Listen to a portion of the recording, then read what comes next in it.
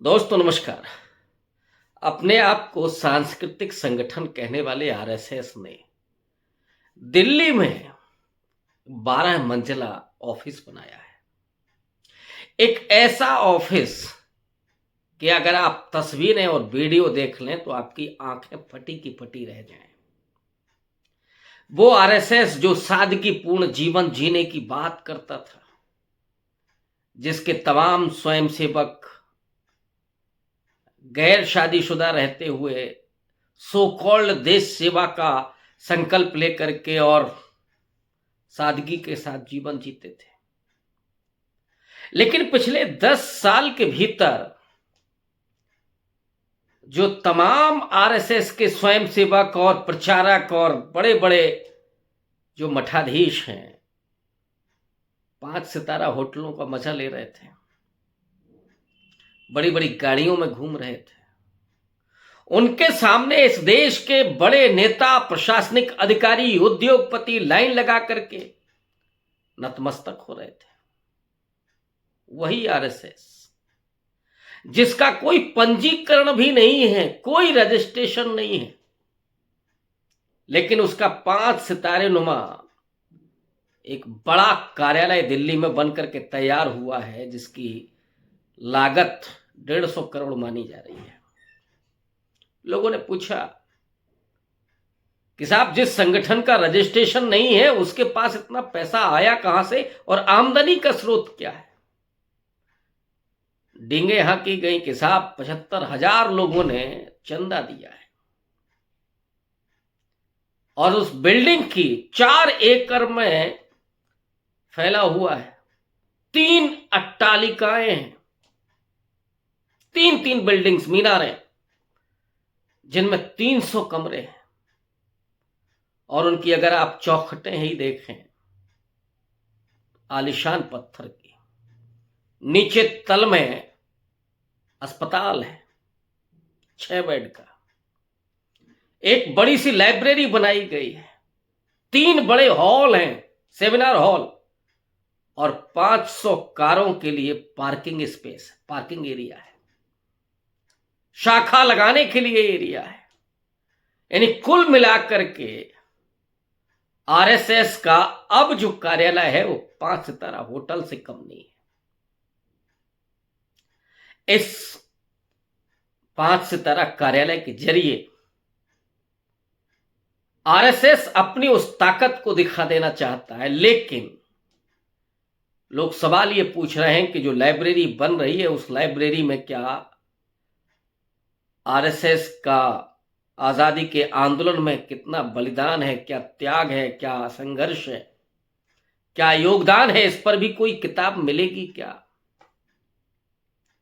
लोग पूछ रहे हैं कि जिस आरएसएस का ये कार्यालय है, क्या उसके लाइब्रेरी में कोई किताब होगी जो ये बताएगी कि आजादी के 60 साल 70 साल के बाद भी आरएसएस ने तिरंगा क्यों नहीं फहराया अपने कार्यालय पर? क्यों उसने तिरंगे का अपमान किया ये कह करके कि उसमें 3 रंग हैं और ये अशुभ होता है? क्या आरएसएस ये बताएगा या उसके लाइब्रेरी में कोई ऐसी किताब होगी कि उसने गांधी की हत्या पर रेवड़ियां क्यों बांटी थी, मिठाइयां क्यों बांटी थी? गॉडसे के साथ क्या उसके ताल्लुकात थे, क्या वो बताएगी? आरएसएस अपने 100वें साल में है। 1925 में नागपुर में स्थापित हुआ आरएसएस हेडगेवार के द्वारा। अब 100वें साल में जब आरएसएस है तो उसने दिल्ली में केशव कुंज नाम से यह बड़ा कार्यालय बनाया है। और सपना क्या था, मंसूबा क्या था कि इस देश के संविधान को मिटा करके मनुस्मृति को लागू करना, इस देश को हिंदू राष्ट्र बनाना। और यह आज से नहीं है। आरएसएस ने अपने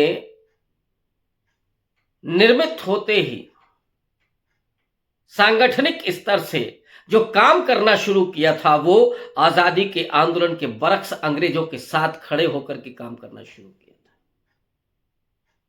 चाहे वो 42 का भारत छोड़ो आंदोलन हो या सुभाष चंद्र बोस का वो आजाद हिंद फौज और उसका संघर्ष हो। आरएसएस और हिंदू महासभा ने लगातार कांग्रेस के खिलाफ जाकर के, आजादी के आंदोलन के खिलाफ जाकर के, अंग्रेजों के पक्ष में खड़े होकर के एक तरह से मुखबिरी की।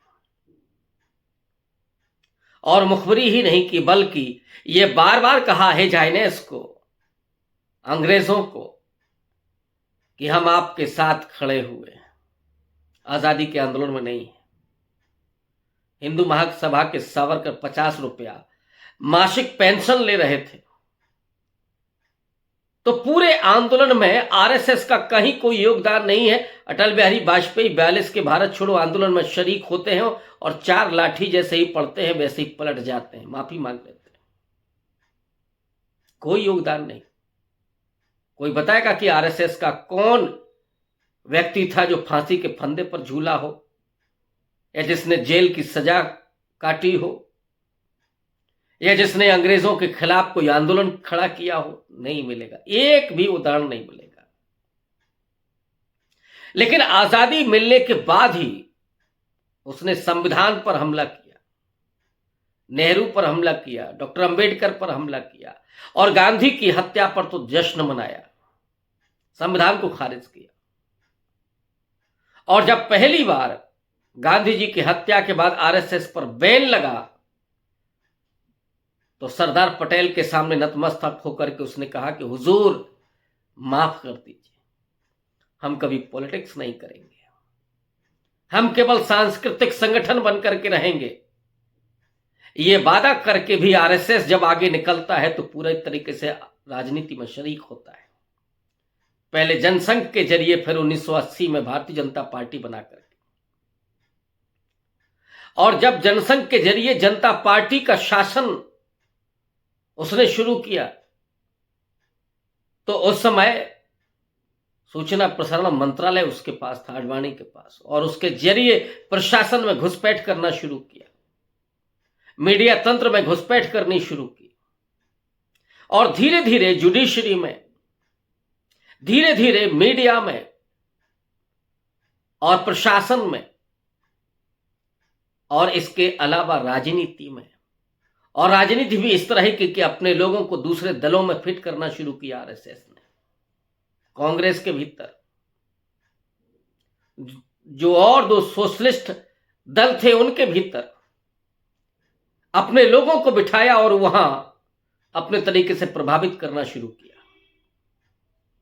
और इसका नतीजा यह हुआ कि 2004 तक पहुंचते पहुंचते आरएसएस की बड़ी घुसपैठ हो गई भारत की राजनीति में, प्रशासन में, जुडिशरी में, मीडिया में। मानसिक स्तर पर उन्होंने बदलाव की शुरुआत कर दी थी। आईएएस के ट्रेनिंग के जरिए, आईएएस की कोचिंग के जरिए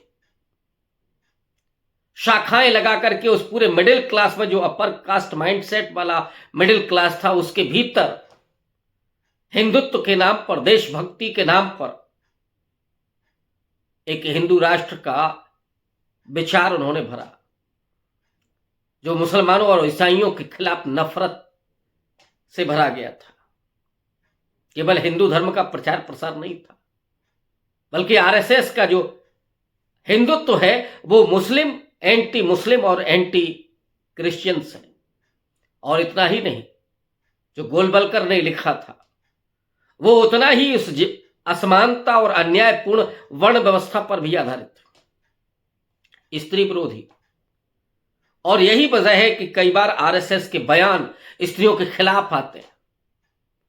कोई कहता है कि हिंदू स्त्रियों को 4-5 बच्चे पैदा करने चाहिए, यानी केवल वो बच्चे पैदा करने वाली मशीन हो गई।